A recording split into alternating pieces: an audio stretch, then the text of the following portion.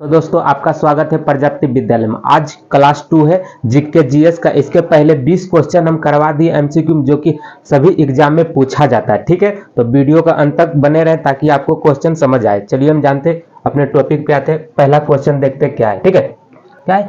कार्य का एसआई मात्रक क्या होता है? जो कार्य है यानी कार्य मतलब वर्क, वर्क का एसआई मात्रक क्या होता है? जूल होता है। क्या होता है? जूल होता है। ठीक है, ऑप्शन बी सही है।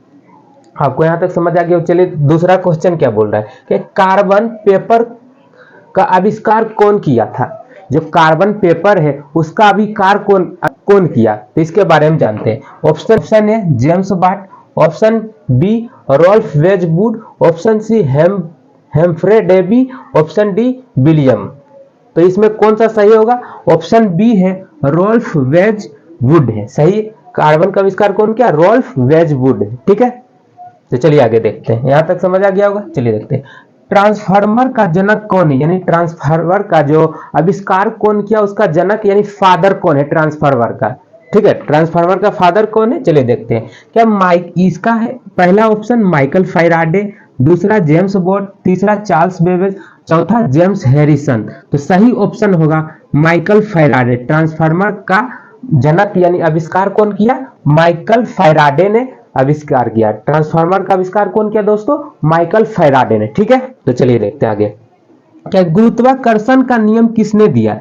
जो गुरुत्वाकर्षण है उसका नियम कौन दिया? आप कहानी सुने होंगे कि जो सेब गिरा तो वो पता लगाए, तो ये प्रतिपादित कौन किया यानी नियम कौन दिया?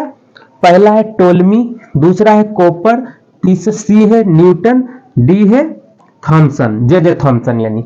तो सही ऑप्शन क्या होगा? न्यूटन। क्या होगा? न्यूटन ने क्या गुरुत्वाकर्षण नियम को प्रतिपादित यानी वही नियम दिया है। ठीक है, यहां तक समझ आ गया होगा। हमारे चैनल पर नए हैं लाइक सब्सक्राइब जरूर करें। चलिए देखते हैं अगला क्वेश्चन। क्या दर्पण के अंदर यानी जो दर्पण है, दर्पण के अंदर जहां किरणें मिलती है, ठीक है, दर्पण के अंदर जहां अंदर बोल रहा है, दर्पण के अंदर जहां किरणें मिलती हैं उसे क्या कहते हैं? क्या दर्पण के अंदर जो जब किरणें मिलेगी उसे क्या कहेंगे हम? पहला प्रतिबिंब कहेंगे, बिंब कहेंगे, फोकस कहेंगे, वक्रता केंद्र कहेंगे। यानी क्या कहेंगे?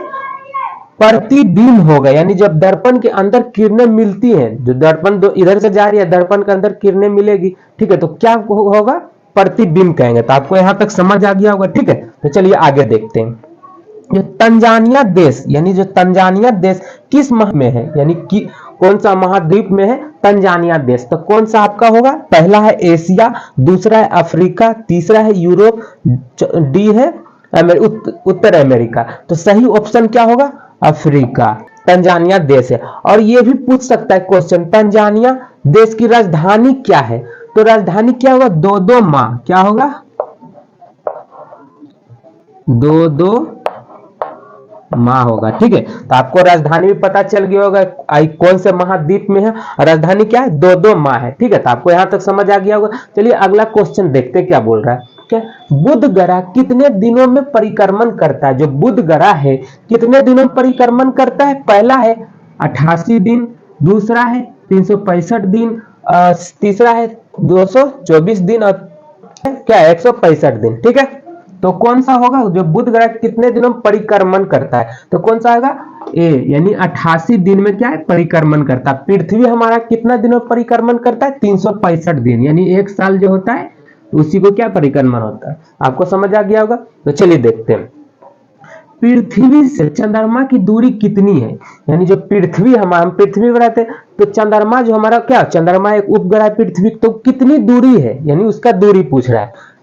पहला है 40 लाख, दूसरा है 20 लाख, तीसरा है 3,84,365 किलोमीटर। यानी क्या है तीसरा? 3,84,365 किलोमीटर। तो ऑप्शन सही क्या होगा? सी। और डी यानी ये 30 लाख, तो ये भी नहीं होगा। ये इस चारों में तो तीन एक ही होता है कोई, तो क्या है? सी नंबर आपका। तो आपको समझ आ गया होगा यहां तक। तो चलिए आगे देखते हैं। भारत में कौन सा मरुस्थल है?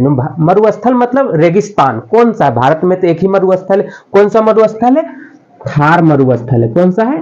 थार मरुस्थल। तो आपको समझ आ गया होगा कौन सा मरुस्थल? थार मरुस्थल। ठीक है, चलिए अगला क्वेश्चन देखते हैं।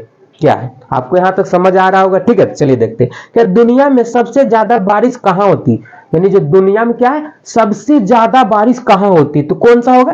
पहला है मासिन राम, दूसरा है सिलचर, तीसरा है चेरापूंजी, डी है कोई नहीं, इनमें से कोई नहीं। तो इसमें सब कौन सा होगा जो दुनिया में सबसे ज्यादा बारिश होती है?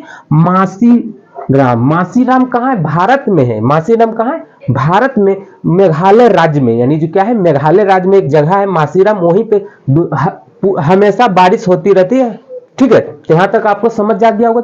चलिए आगे देखते हैं। सहारा मरुस्थल किस महाद्वीप में? जो सहारा मरुस्थल किस महाद्वीप में है दोस्तों? तो पहला ऑप्शन है अफ्रीका, दूसरा है एशिया, तीसरा है, ठीक है, उत्तरी अमेरिका, डी है कोई, इनमें से कोई नहीं। तो कौन सा सहारा मरुस्थल किस देश महाद्वीप में? तो सही होगा अफ्रीका। कौन सा होगा? अफ्रीका महाद्वीप में क्या है? सहारा मरुस्थल है। तो आपको यहां तक समझ आ गया। चलिए आगे देखते हैं।